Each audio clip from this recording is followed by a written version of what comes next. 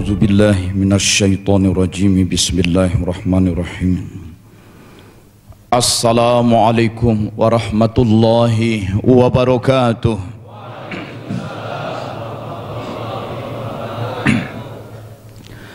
Alhamdulillahi rabbil alamin. Wa bihi nasta'inu ala umurid dunya waddin.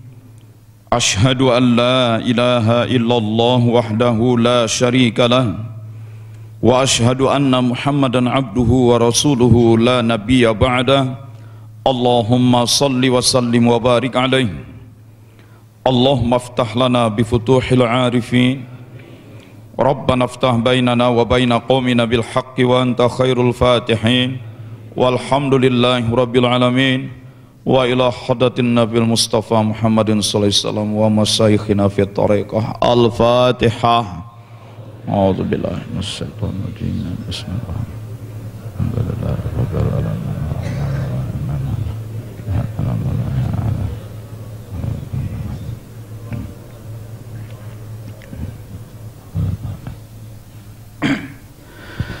Hadirin hadirat sekalian, hamba-hamba Allah yang mulia, umat Nabi Muhammad sallallahu alaihi wasallam yang berbahagia, para ikhwan dan akhwat Thariqah Qadiriyah wan Naqsabandiyah, Pondok Pesantren Suryalaya yang kami cintai.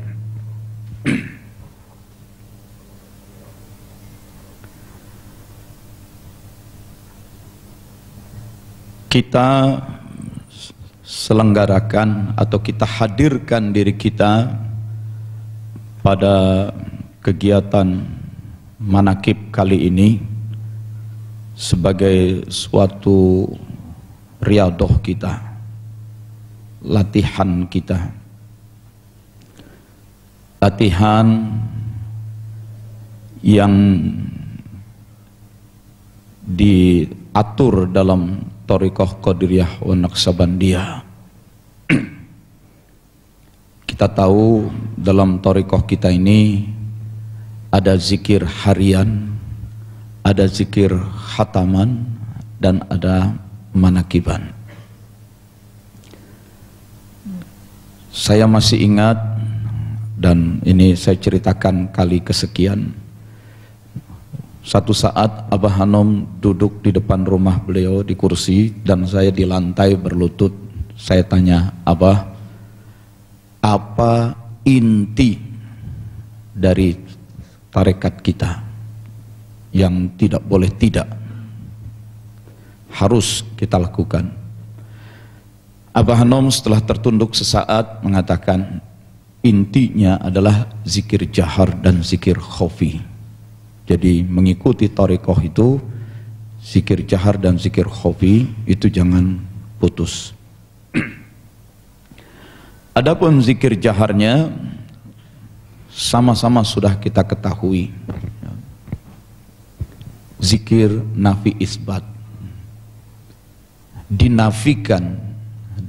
Nafi itu disangkal, ditolak, ditepiskan. La ilaha, dinafikan dulu, tiada ilah, tiada ilah. Dan istilah ilah dalam bahasa Arab itu, kalau Arab Utara seperti Palestina, Syria, Jordania, Lebanon, ilah itu berasal dari kata alaha. Jadi kalau alaha memuja, memuliakan, maka ilah artinya sesuatu yang dipuja, sesuatu yang dimuliakan. La ilaha, tiada yang dipuja. La ilaha, tiada yang ditinggikan, tiada yang dimuliakan, tiada yang diagungkan. La ilaha, tiada yang disembah, tiada yang dilayani, diladeni, ditaati, diabdi, diperturutkan. Kalau dari bahasa Arab Selatan, Makkah, Yaman, dan sekitarnya, istilah ilah berasal dari kata laha. Laha itu mencintai, maka ilah artinya sesuatu yang dicintai. Laha merindui, ilah sesuatu yang dirindui. Jadi la ilaha, tiada yang dicintai, tiada yang dirindui, tiada yang didamba, tiada yang diharap. Nah, jadi zikir nafi itu memang pembersihan dari dalam diri kita. Bahkan dalam thariqah kita ini, saat melakukan zikir jahar itu, sungguh pun zikir itu diucapkan dengan mulut, tapi dengan kesadaran dan perasaan kita, zikir itu dimasukkan ke dalam. Jadi zikir bukan sekadar suara, dilontarkan suara keluar, suaranya keluar, tetapi zikirnya justru dirasakan masuk ke dalam. Dirasakan masuk dari perut bagian bawah, tak. Dirasakan zikir itu menjalar, mengalir, naik ke atas, sampai di dalam dada, leher, kepala, tembus ke otak, ke ubun-ubun, dirasakan. Kemudian diarahkan ke kanan, ilaha, ke dada kanan. Kemudian diarahkan ke kiri, illallah. Sehingga zikir itu dijalarkan ke atas, kanan, ke bawah. La ilaha illallah, la ilaha illallah, la ilaha illallah, la ilaha illallah. Jadi zikir itu dimasukkan ke dalam, dijalarkan, dilewatkan di dalam, diinstal, dipasang. Itu. Mungkin ada yang bertanya, kenapa seperti itu? Mengingat dalam surat Al-A'raf ayat 17, Allah mengingatkan ketika dulu iblis diusir dan dilaknat, itu iblis sesumbar berkata, "Tsumma la'atiyannahum min baini aydihim wa min khalfihim wa an aymanihim wa an syama'ilihim." Sungguh pasti aku akan selalu mendatangi mereka dari depan, dari belakang, dari kanan, dari kiri. Iblis selalu berusaha masuk dari depan, belakang, kanan, kiri. Dan Allah katakan dalam hadis qudsi, la ilaha illallahu hisni.